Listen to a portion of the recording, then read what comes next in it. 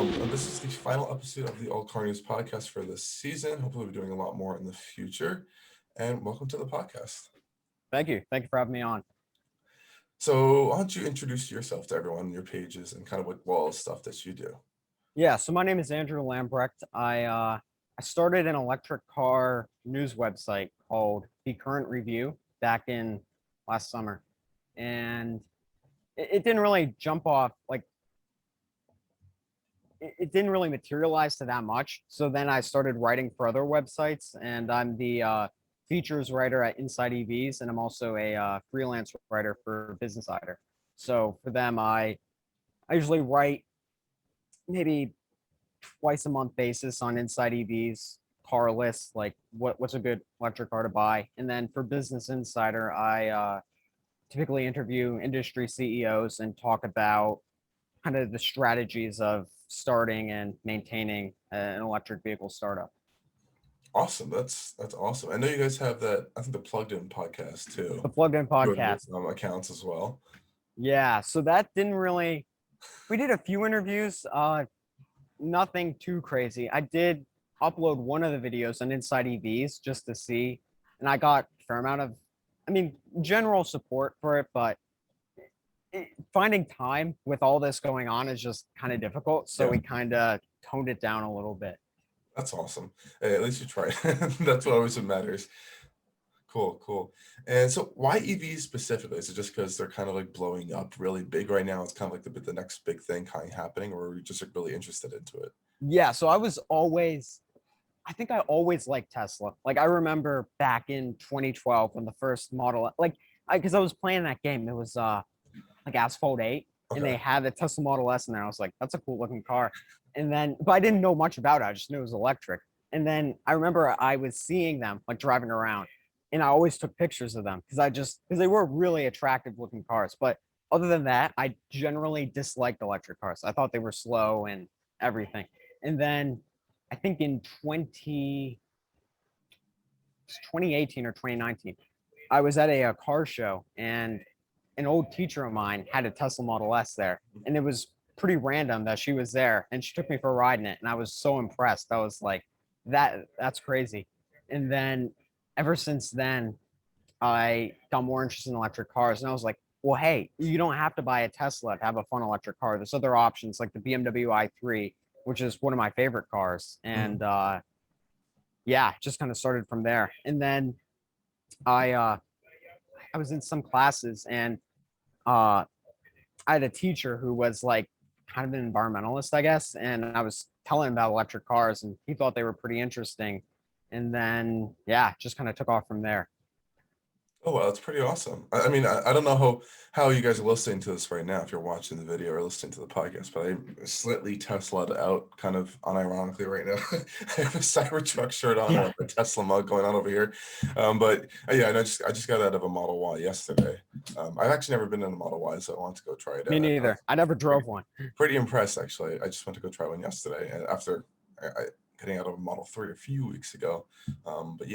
I've been growing onto getting into the brand a little bit more than just investing in them and talking about them all the time, which is one side of it. But actually getting into the cars and kind of experience that was a whole other aspect, and kind of either love them even more or hate them even more, depending on your experience from that. That's awesome. I think EVs are kind of the thing right now. It's even consuming all the news that I'm doing. I'm trying to do everything, but everyone's just doing EVs. Everyone's making EVs, and that's kind of like consuming all the latest and newest news that's coming out. That's awesome. So in addition to podcasts and writing for other outlets and stuff, do you do any stuff for your own website as well? I generally don't have that much time to do it, but the thing is, I post on Instagram from my page, just really random posts. Just if I see a few days ago, I posted a picture of the new Tesla Model X wheels. Like, no one cares about it. I just think it's kind of cool. So I just post what I think is cool, but not that much. Okay, no, that's awesome. Yeah, well, it's definitely hard to keep track of everything at once when you have so much stuff going on. Definitely understand that. And that's cool. That is very cool. So, we might as well just hop right into the whole EVs, because I think that's really important. Did you want to talk about anything that you're really interested about that's going forward with EVs, or what's happening right now with EVs? Yeah, I think it is a big, massive shift across the board because every company is now hopping on the EV bandwagon, which I mean, it's interesting because there's a lot of manufacturers out there who generally held showed disdain towards electric vehicles, and now they're shifting a lot of their resources towards it. Like Ford, for instance, who was a company a few years ago. They were making the compliance car, which was a Ford Focus EV. Not a great car at all, but now they're just going full bore on a lot of electric cars. I mean, still most of their sales are obviously gas cars, but Mhm. at least it's a step in the direction towards electric vehicles. Yeah, I think Ford's taking a very interesting approach to their EV strategy. They're taking a very Ford approach. I think I would say that because looking, it's very different than everything's very different than Tesla, but Tesla doesn't advertise or market any of their stuff really at all. They kind of let the people do that. Meanwhile, you got Ford spending. I think they've spent as much as they've developed on the Mach E on advertising, or even more. I That's think something crazy. like that, which is insane. And they're not selling. I mean, they're selling a decent amount, but not that much. And of course, we have their Lightning truck coming out too as well, which I think is doing pretty well, at least in reservations. But yeah, they're taking a very heavy advertising marketing approach to kind of like convince people and get the word out that hey, we actually have electric vehicles, so we can try to sell them, which is Yeah, putting them in debt because heavily. I But agree. Because I mean, especially like I know Business Insider and Inside EVs, they all like usually their top ad is usually the Mach E. I mean, maybe that's because my ads are more geared towards electric vehicles because I Google that a lot, but it is crazy because the thing is, I think the Mach E was executed pretty poorly. I really think the best way to have done it would have just been to call it the Mach E. Get rid of the Mustang name, just call it the Mach E. Because I think, I mean, I don't know. Because I think there's people like my mom, for instance. She likes the Mach E, but she's like, why does it have a Mustang logo on it? And she's not even someone who's into cars remotely. And then there's a Mustang enthusiast who just like absolutely hate it so much. But yeah, well, I mean, it's interesting because I don't know why this just recently got re-brought up again, but I remember when this happened back in I don't know if it was 2017 or 2017 when they were trying to call the Model 3 the Model E, and yes, Ford said we'll sue you if you call it that. And I'm like, that's weird. Is Ford gonna try to call their new EV, which at the time we didn't know what it was, the Model E or something? Which I heard they were going to call it the Model Edison or something, which would have been a terrible name. But yeah, they went with Mach E or something. It was along the similar lines. I guess they didn't want to have a similarity going on with Tesla too much there. But yeah, they definitely could have just called it Mach E and dropped the Mustang name. But I mean, I know their standpoint behind the whole Mustang thing was that Mustang's a very premium brand, worldwide known, and more premium than like regular Ford products, and they didn't want to have to try to relaunch an entire new brand, I guess, to kind yeah. of yeah, it's still it's in a weird middle area of confusion, I think, still to a lot of people. Um, but I see a But it is a good car. it's generally a good car. I drove one. I've gotten a few experiences with one. The build quality's inside is generally quite good, actually. Have you gotten to check one out yet at all? Yeah, I haven't driven one, but I've rode in one. Because Yeah, it has that like it's like a solid like vault-like kind of experience I kind of got from it, which is nice. But now being in the Model Y, which I just tested literally yesterday, I'm like, oh, there's definitely like way more visibility on the interior, like way more visibility on the interior. It feels more spacious, doesn't feel as cramped, feels more powerful for I guess like the same price too. I was like, okay, I'm starting to understand it now. But I also understand the point where people don't like the looks of the Mach-E too much. Or I mean the Model Y actually. I would go for like a Mach-E or Volkswagen ID4 or something. But I do understand now why I would honestly probably get a Model Y maybe over the yeah, Mach-E just for like space. Even it's weird how much more spacious it feels on the inside of the Model Y. But that was just one well, big thing I noticed. and that's true with a lot of electric vehicles, like the ID4, for example. Like I've driven that. I mean, it's a nice car. I mean, what can I say? I mean, it's not great, it's not bad. But then once you go to a Tesla, it's like that's not even in the same category Yeah. anymore. Yeah, and people say that all the time, like, "Oh, Tesla's the best, Tesla's the best," but you really do actually have to go and drive them, experience them. I mean, maybe you're not looking for that kind of like open cabin spaceship style feel. Maybe you want a more of like that traditional, I don't know, closed in, more familiar experience, I guess. But I don't know, it just feels better. It just felt better to me to be experience. I mean, weird complaints of the Model Y that just going off on a tangent that I noticed compared to at least the Mach-E was front suspension felt more unrefined than the Mach-E. I guess that could have been due to the gigantic wheels that are on the Model Y compared to the Mach-E, but that was just one weird complaint I had. I don't know. That was just one thing I noticed. I'm sure I'll get to that later on, but yeah, Mhm. weird complaints about that. But yeah, I think the thing is with the Model Y that's really irritating me. It's their price raises because it was 39.9 for the standard range. Well, Yeah, it was originally 42, but then yeah, they moved down to 39.9. And I a guy I know purchased one for 42,000 because he got blue with white interior. So yeah. that, or no, maybe a little bit more because I think he got the black wheels. But anyways, spent in low 40s for it. Now it's worth like 51,000 on Vroom with this used car boom because it's absolutely crazy. And now you can't even get a Model Y until January. And that's the reason why. I mean, I like the Model Y; it's way better. But the thing is, when you can get an ID4 for 32.5, granted, it's a pretty boring car, but it's so much cheaper, and you can actually get one in a reasonable amount of time. Yeah. Yeah, that's a huge, huge problem. And I know I just saw a image, I think that rolled off the first Model Y off the new Texas factory. It's like a Yeah, pre-production, pre-production unit, but like they need to get that ramping up fast because the orders are building up and it's getting to the point where no one can really get anything from Tesla right now, which is really annoying. And then we have just around the corner what's it, the EV6 and the Ionic 5 from yeah. Hyundai and Kia, which I'm super excited to see come out. Actually, I'm really, really excited to see those on the roads. I think if anything, those are like the real Tesla competitors, as people like Mhm. to call them all the time. Those I'm really excited to see those, just from the stuff that they're claiming. You know, I mean, well, not just claiming that we've seen Korean videos so far and just show as like the 800-volt battery architecture, fast charging, um, decent range, 300 miles up to, decent power. They look pretty unique and pretty cool, and the tech seems to be there too. So I'm excited for those. If anything, what do you think on that?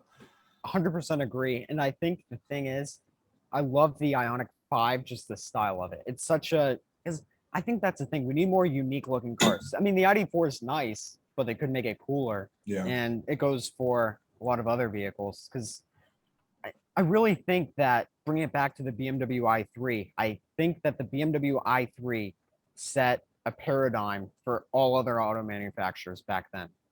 I I mean, if you look at the style of it, I feel like a lot of, I mean, it looked futuristic in mhm. 2014, but now it looks kind of contemporary when you look at it compared to, I don't know, the new Hyundai Sonata, the Elantra, all these vehicles. So, Yeah, no, definitely. I would say that a little bit. I remember when the i3 came out, it was like, what is this? It's just yeah, weird, quirky looking. Well, I mean, it's still funky looking today. I know people hate it, but the people who've owned them love them to death. Just they're like fun, quirky, tiny little, peppy little EVs. And if you want, you can get the range extender too.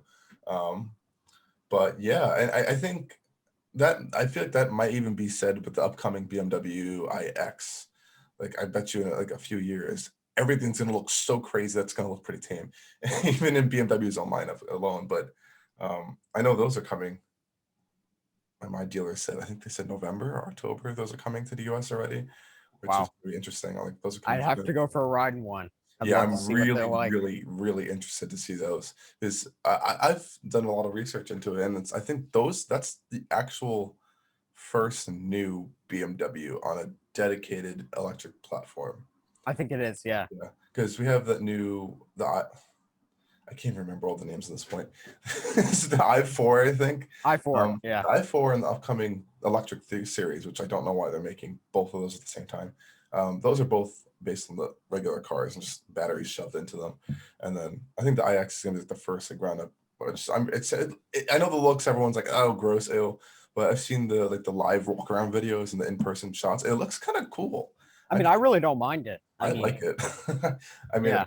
I like BMWs in general, but every time I say it, it's like, oh, yeah, it's hacked everywhere for that. But I think it looks kind of cool. I'm excited for that. But we all talk about these foreign manufacturers jumping into EVs, but we have to look at, again, Ford's big, but also GM and FCA, or well, Stellantis now, but Yeah. they have a lot of interesting stuff coming out too. So what do you think about them going into the future? Well, GM, I actually drive a Chevy Volt, so Oh, I'm a awesome. bit of a I'm a bit of a fan of GM, but I mean, the only thing it really has going for it is as good range, and it's kind of quick. I mean, it's not like crazy, but and it doesn't catch on fire because the new bolts are. Because I mean, that is absolutely terrible. Because GM was like scapegoating around the issue. They're like, "Oh, we'll make a software update back in March," and then never happened. And here we are now. They're trying to do what they were trying to avoid for the past year, basically. Yeah, I forgot when it started, but for all this yeah, time, and now they're $1 billion thin instead of like 200 million in the beginning. I forgot the numbers. That's probably yeah. not That's correct, crazy. but I think it is a billion now. So it's not looking good for them. Yeah, I mean, I don't know if it's so much on GM's blame here, because this exact same thing happened with Hyundai with the Kona Mhm. EV, and it's both connected to LG Chem. And LG, yeah. the same battery, well, not exact same batteries, but the same battery, like companies making those batteries, and they both had the same issues with the failed modules and cells. And I think at that point it's going that really down to the supplier. I think I saw GM was trying to look for like a retribution from LG Chem. Like, hey, you just put a whole bunch of defective batteries in our cars that are costing us like over $1 billion. We want some money back somehow. But of course it is going to end up on GM, because they're the ones selling the product at the end of the day. So But if interesting. I'm not sure if I'm correct on this, but I think that LG is working with GM to make the Ultium cells. I think. I'm not sure, I'm but I pretty think I sure read they that. are. I'm pretty Yeah. sure. Yeah. I mean, So the Ultium cells are pretty different than the ones that are in the bolts, I'm pretty sure. Because I know the bolts, like that skateboard style battery pack, mhm, and then the Ultium cells are they work in like they have like these pouches the of pouch different cells. batteries. Yeah. Where you That's kind of like like stack them and put them in all different locations and stuff. Yeah. yeah, that's what the Chevy Volt is. It's the pouch cells, but Oh, okay. which but yeah, I mean, on the topic of GM and stuff, the Chevy Volt, if you're looking at a good plug-in hybrid, I would not recommend anything besides the Chevy Volt, just because the Chevy Volt has, I mean, these batteries in there are fantastic. I Yeah. mean, I guarantee you could get 12, 15 years easily out of them, because the thing is with all these other plug-in hybrids is they don't use liquid cooled batteries like the Ford Energy. Like the Ford Energy is a car I would avoid 100%. It's not worth it. They go Mhm. for so much money used, they're not worth it. Mhm. The thing is with the Volt is it runs off the electric motors all the time. So Yeah. even when you're in gas mode, you still got that boost from the electric motors, which is pretty cool. That's awesome. I wish they never would have killed it off. I I think know. I remember when the first Volt came out, and it made a huge big wave, because GM's first for like electric vehicle back after the whole EV1 thing. But um yeah, no, I wish they never killed it off. I think, even though I know sales weren't the best of what they were expecting, but I think it was a good product to just have around. I think even the current one I think is still a better offering than Toyota's, what's the route? No, not the RAV4, Prius Prime, I think. Yeah. Um, Prius Prime is just outdated. Everything yeah, with Toyota really yeah, is they're really behind in their EV stuff, but at least in GM's case, I hope they get their act together quick, because I know they're working with Honda on building EVs, which is interesting. mhm. And I mean, if they're going to be outsourcing their own EV and like platform technology to other manufacturers, I hope they at least have it down flat first before kind of spreading that across the industry in that sense. But yeah, it'd be interesting to see. But yeah, I'd really look for more of a, I don't know. I kind of want Chevy to go more of a, I mean, Chevy can make the Bolt a lot better. And I mean, even with this redesign, I think Yeah. they should ditch like the front wheel drive setup, because it's just no one wants a front wheel drive car. The ID4 is rear wheel drive, the Mach-E is rear wheel drive, Tesla is, everything basically is. And yeah, they really got to update that. And Yeah. I mean, I don't think they will. I mean, because they have everything No. set up. But I mean, if they made it a nicer looking car, maybe a little bit sleeker, or even if they just could have reused the Volt body style, just that on top of it, and made it rear wheel drive, I think that thing would have sold way better. Yeah, no, definitely. And I don't know how I like their strategy for EVs right now at all, because they're going heavy into the Hummer EV, Mhm. which is that kind of like that idea of like, oh, we're gonna go start from the top and then work down. It's Kind of just like a Halo car, and it is, it's but I don't. It's a lot of money, and it's just like so much batteries for a vehicle that weighs so much. It just seems. yeah, I've said it a whole 100 times. It just feels unnecessary to me to make that an EV. exactly. It's Yeah, like, why are you wasting all this on this? I know that they're trying to like kind of use it as like a giant test bed for all their EVs technology and stuff. Because I know already their new Silverado EV is going to have the crab walk feature. So I guess they're going to water it down already. But I don't know. It's an interesting strategy. But it looks like they're giving Cadillac kind of like the forefront on the regular EV yeah. platform. The Well, kind of. Yeah, well, the EV one or the not the EV one, the the Hummer EV. It kind of reminds me of the Cadillac ELR back in 2014, because they just made this car that's kind of unnecessary. Who's their target market? And it's yeah. I mean, I guess it's a Halo car, kind of like the Polestar 1 and i8, but I don't I don't really see the because I mean the thing is, why would you buy the base EV one or the base GMC EV over a plaid Cybertruck for 10,000 more? I mean, they're both odd looking pickup trucks, so Yeah, very true. I think they're just capitalizing right now on the insane pickup truck market because I know the prices in pickup trucks right now are absolutely ridiculous. Like I think the average sale of like a regular pickup truck now is up over $50,000, which is nuts.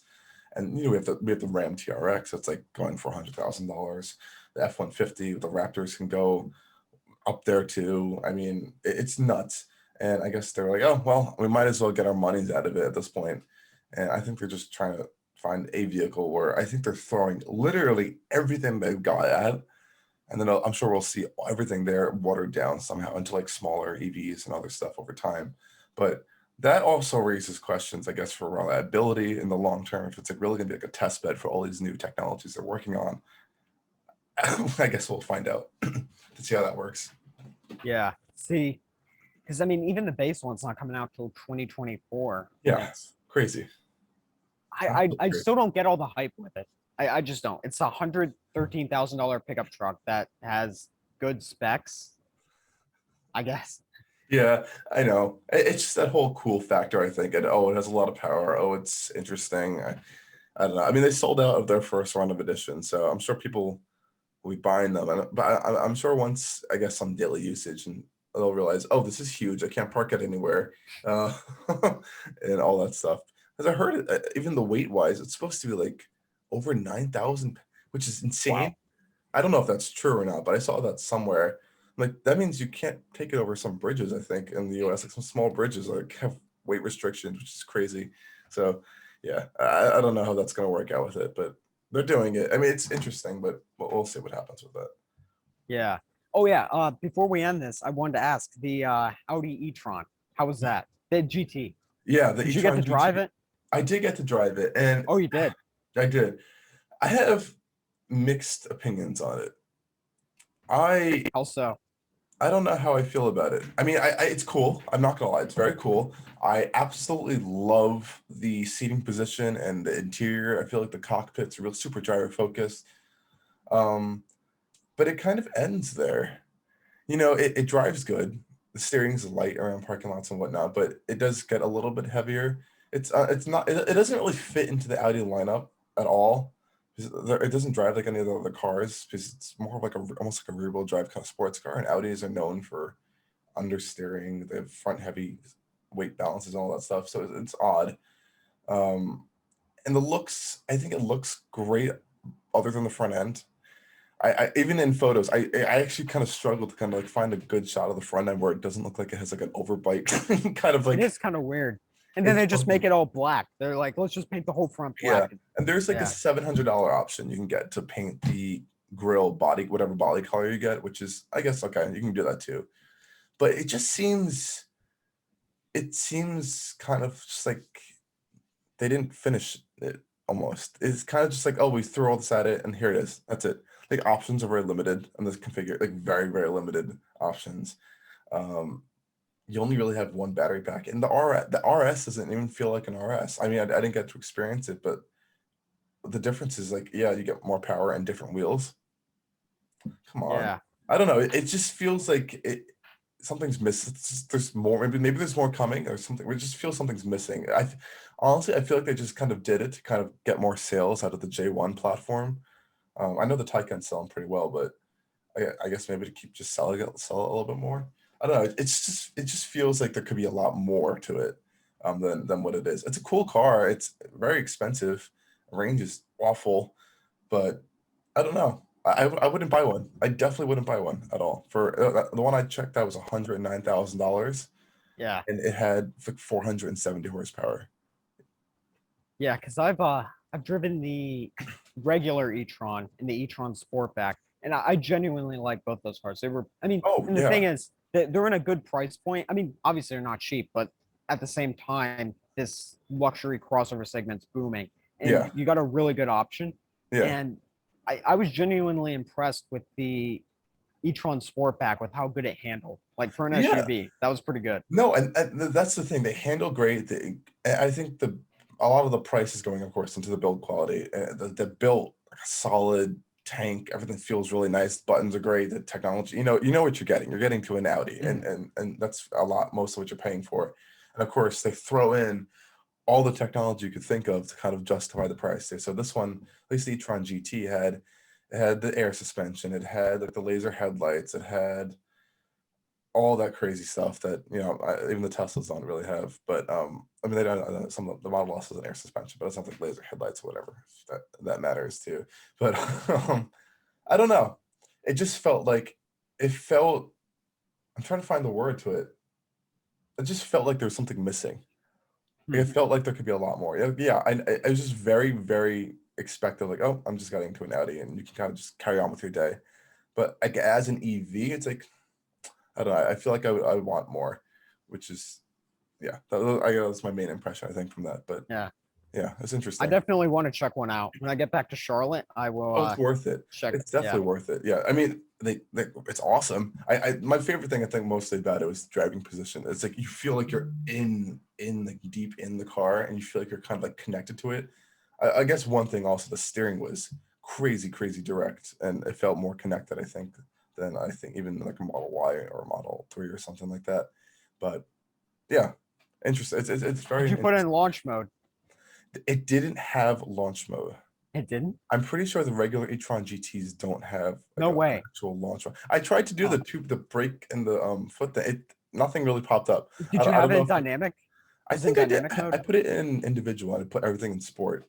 I don't know. Maybe you have to be I think specifically it has to be in dynamic dynamic. to do that. Okay. Yeah, because Is the it- regular e-tron can do that if it's in Oh, dynamic. really? Okay. Yeah, So maybe I just have to do that because I know it had like an overboost function where you can get like 500 something horsepower at like short periods of and time. it does that in launch mode, and Launch it's mode. Okay. like even in the just the regular e-tron, it's still. I mean, even I though didn't it's like know five and that. a half, it's still pretty Yeah. crazy. Yeah. It still feels. I have to say though, a Model 3 felt a little quicker off the line in the performance. I don't know what it is. Maybe it's just like It's a the throttle experience response of it. because Tesla Yeah, has a much more direct. Like if you press it down, you're going. it And felt more direct. Yeah, with like Volkswagen and Audi, they really kind of like toned down the acceleration to make it feel more like a gas car, I guess. yeah. And Well, I know in the e-tron GT it has that two-speed gearbox thing at the rear end, which I guess I couldn't really feel fully just that launch mode thing because I know it activates really in launch mode.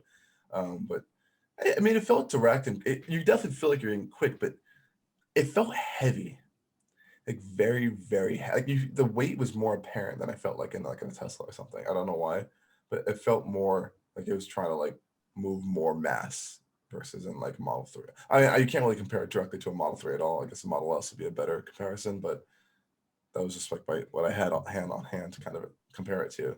But yeah, it was interesting. It was definitely an interesting experience. I liked it, so I guess that's mhm, kind of what matters. Out of that, yeah, yeah, it was awesome. But yeah, there's a lot of interesting stuff coming with EVs coming soon. I'm super excited. Hope I get to try out as many as I can. 'Cause I'm really bummed out that the auto show was canceled this year, at least in New York, because we're all looking forward to that. And they're going to have a lot of cool stuff brought there. But I guess there's always next year for that. And Yeah. a lot more stuff will be coming out by 2022 as well. So looking forward to a lot of that with Rivian, Lucid. Gosh, so much stuff. All those. Yeah, definitely. Definitely. Gonna be cool. Yeah, awesome. So if you have anything else to add in, feel free. Guess that's about it. Yeah, thank you Awesome. for having me on. Of course, thank you for coming on, and I hope you enjoy the rest of your day, and good Yep. luck with everything else you're working on as well. You too. Thank you. Awesome.